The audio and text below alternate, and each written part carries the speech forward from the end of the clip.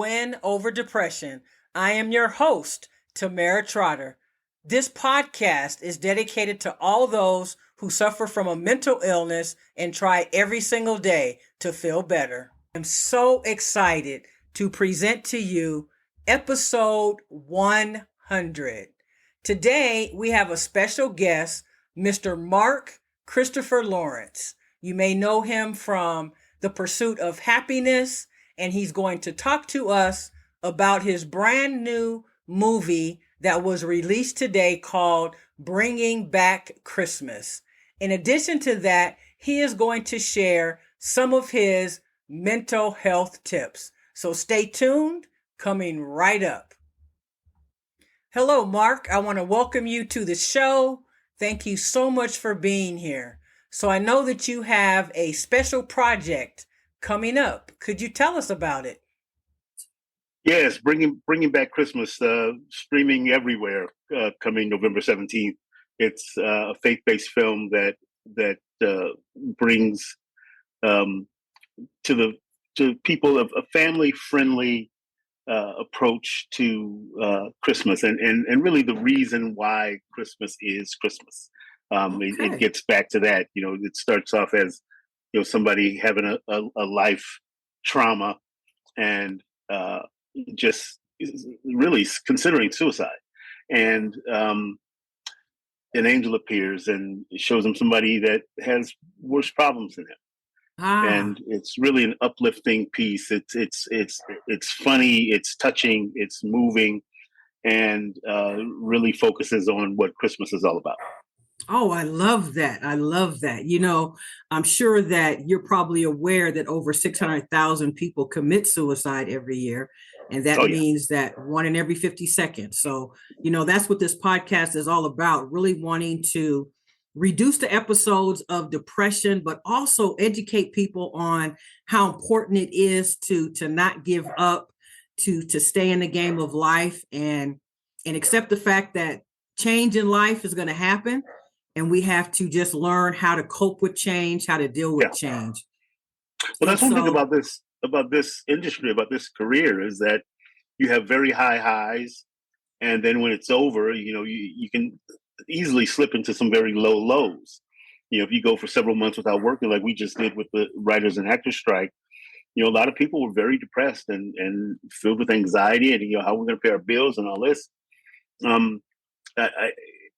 So this is right up my alley. This thing hits home.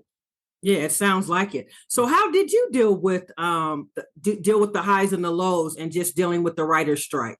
Was there anything that you did in particular to help you make it through? Well, I'm a stand-up comedian as well, so I was able to just go and do some stand-up and go and MC some events, and so that kept me afloat. And now that things are opening back up, opportunities are back. So we're just looking forward to what's next, Yeah, yes, absolutely. Absolutely.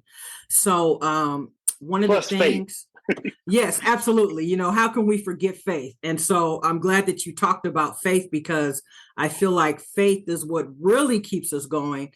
And then also hope, just really remembering that if we can hold on to hope, then we can continue to do what we do every day, knowing that nothing is going to last always.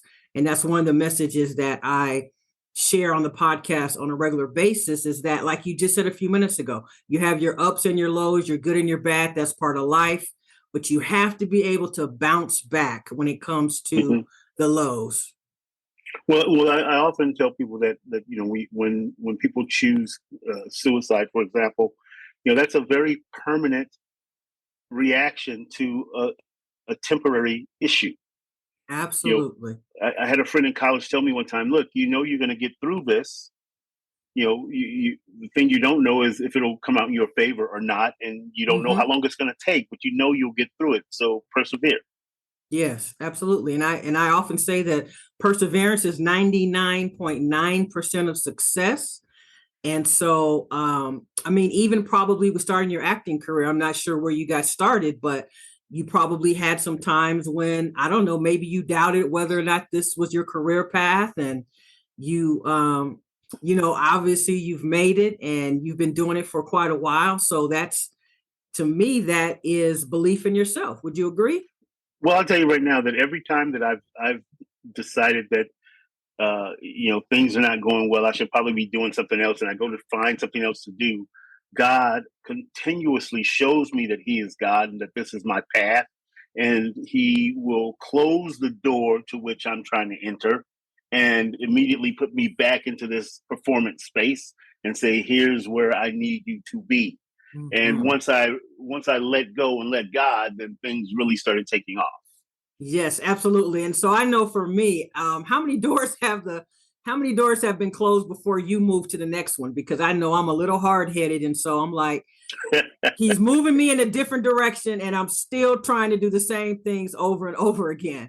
So how good are you at that, with knowing when Well, it's time to move on? Well, usually when I mean, it's been very dramatic instances of God closing a door. For Mm-hmm. example, before I did the movie Terminator 2, I had been out of work for the first time for more than 2 months, Wow. and I had auditioned for Terminator 2 like 3 months prior, and Mm-hmm. I was looking through the LA Weekly for something else to do, and I saw this ad. It was like a full page ad: learn to deal cards. We have placement in Monaco, Reno, Vegas, Laughlin, 6-figure incomes. We'll teach you. Come to the first class for free. And if you like it, it's $499. So I go down to the first class and sit there. And before the first break came, Suits came in and shut the class down. Oh, They were wow. laundering money through the class. And so I was so glad I didn't give them my $499 because I really couldn't afford it at the time. Mm-hmm. And then right the next week or the week after, I get a phone call from the wardrobe designer on Terminator 2, asking me for my sizes. And I was like, "What is this for?" She says, "Terminator 2." And I said, "Oh, okay," because I auditioned for that like 3 months ago and didn't hear anything. I just assumed I didn't get it. Mm-hmm. Called my agents and they said, "Oh yeah, we're on the phone with them right now." And so that was the first instance of God showing me that this is where He wants me to Wants be. you to be. So once He closed that door, I didn't try to go back to that door. It's like I just Mm-hmm. moved on because now all of a sudden I have a job. And every time that He does something in that way, He presents me with an opportunity in the entertainment industry that shows me this is where I'm supposed to be. That's where you're supposed to be. Absolutely. And so, what would you say is one of your greatest successes? What are you most proud of? Oh, wow! I mean, there's so much. I think probably theater. In 2012, I did uh, two plays, The Raisin in the Sun and Top Mm-hmm. Dog Underdog. I had a week off in between, and I was nominated for San Diego Critics Circle Best Actor for both of those plays. And so there were 6 actors nominated. I was 2 of them. So I was like, okay, I got Oh, a good wow. shot. I got a Yeah, good shot at absolutely. winning this. Uh-huh. And I didn't. It's like as we're sitting there, they announced Best Actor, and it wasn't me. And Hmm. then they begin to talk about an award, Outstanding Actor of the Year, and they started describing the plays. And my director was sitting in front of me at the theater where the awards were happening, and she just started screaming. She turned around and looked. She says, "I knew it was you." And so I ended up winning the Outstanding Actor of the Year from San Diego Critics Circle that year. Oh, congratulations. Thank you, Congratulations. And do you live and in I'm San proud of Diego that. Yeah, still? Yeah, yes, that's your hometown yes. where you live. Being acknowledged there is super important. So you talked about, COVID really has affected a lot of different industries. And Hmm. so I know that you said that you went to do some stand-up comedy and some emceeing here and there. So were you profoundly affected, other than your career, with what went on with COVID? Did you have any low times, or how did you kind of manage Well, through during that? COVID, I mean, it shut everything down. I mean, all the Mm-hmm. clubs were shut down. People started doing some things on Zoom, but I hated doing comedy on Zoom because people aren't focused when they're sitting in their home. Their Mm-hmm. animals and kids and everything's running through. So for me, it was very difficult. But what I did was I spent time between my home, my mom's home, and my sister's home just to sort of keep uh, some sanity. It's like Mm-hmm. I needed my family in that time, and so I spent time with them, and that helped. And that helped. That helped. That's awesome. That's awesome. So this project that you're working on is coming out on the 17th. Is that right? It's coming out on the 17th. Yeah, The yeah, we Christmas shot that. project. Yeah, we shot that last year, so it'll be streaming starting the 17th. Okay, awesome. So what would you say? Because oftentimes people that listen to my podcast, they are trying to learn to cope with situations and circumstances that enter into their lives. What would you say to someone who might be contemplating suicide? I would say that you look in and amongst your friends and family and figure out what your circle is. And the people that you know give you real answers and real support, and start having conversations. Don't fight the battle alone. Mm-hmm. I love that. I love that as well. And so, as a Black male, I know that we're probably, well, Black people in general just are not really responsive when it comes to mental health. So, do you have a message for the Black community and Black males in particular when they're dealing with, just dealing with their emotions? Well, I think it's a simple message that it's okay to have emotions. It's okay to grieve. It's okay to cry. It's okay to be upset. It's okay to be happy. Um, Mm-hmm. and in that, again, don't do those things alone. I think we as a people have for years have decided that Black men, have to be stronger than this, that, or the other. But what we have to do is realize that first and foremost, we are humans, and humans experience situations where that drive our emotions and that drive our pains and our angers and our fears, and we have those things, and to keep them bottled up inside, that's where we get into trouble when we don't have uh, the opportunity to share with people that we trust with information. And so I think that like for me, example, we have 9 friends that we are a very tight knit circle, Mm-hmm. and we help each other in all kinds of ways, and I can talk to anybody in that circle and know that it's safe and that we can have a conversation, and I'm going to get real answers, and I'm going to get real feedback, and I'm going to get real support. And I think we have to, as Black men, figure out what our circle is and tap into it. Wow, that is profound. Wow, that circle of friendship. Absolutely. I love to hear that. So, I just want to talk to you a little bit about your career. If there's someone that's listening that's thinking, I might want to become a comedian or an actor, do you think that it's a saturated market? What kind of advice or information would you want to give them to encourage them to maybe pursue the same type of career path that you chose? Well, first and foremost, I tell them to get some training.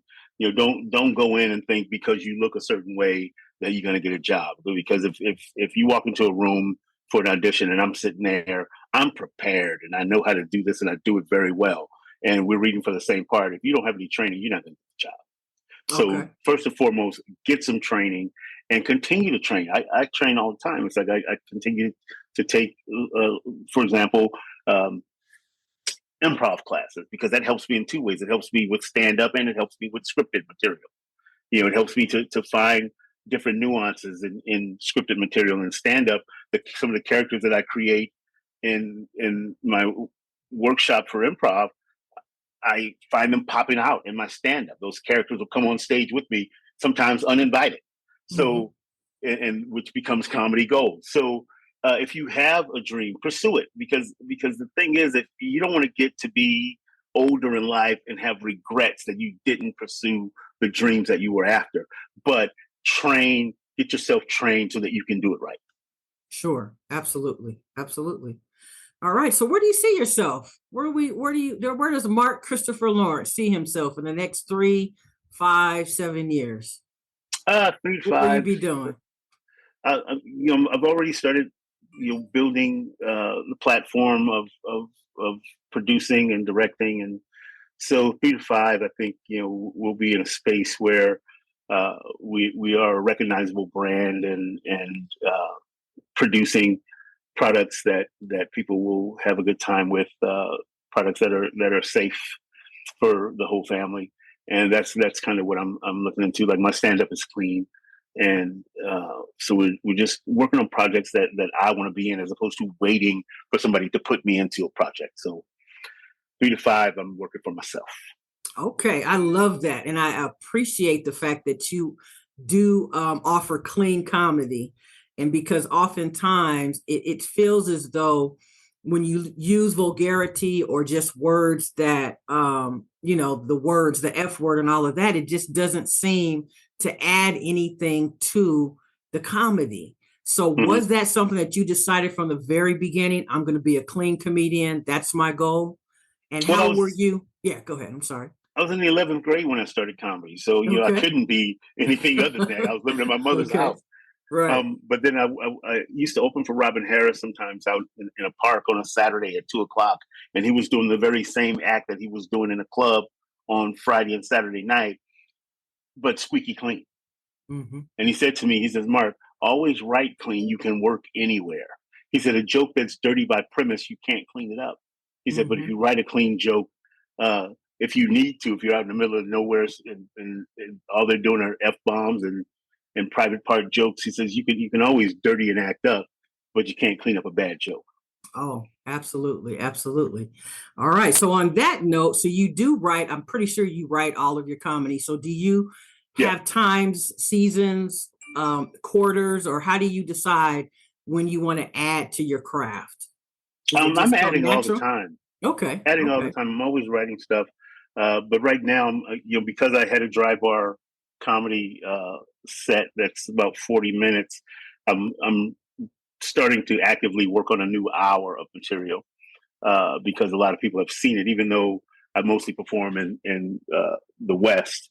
Um, Now that I'm branching out more, I feel like I just want to do a new hour, because sometimes you get bored with your act, and I'm bored with it, with Mm-hmm. parts of it. And one of my best, well, one of my jokes that I do that the audience seems to like best, it's dated because the thing that I'm talking about is going away. It's like it's not in every city like it used to be. Oh, I see. Yeah, so now it's like and that's about a 10-15 minute chunk of my act.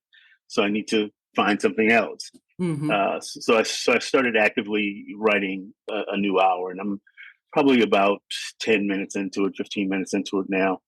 And the process is the toughest part of it. It's like, for me, it's like I'm always doubting what to talk about.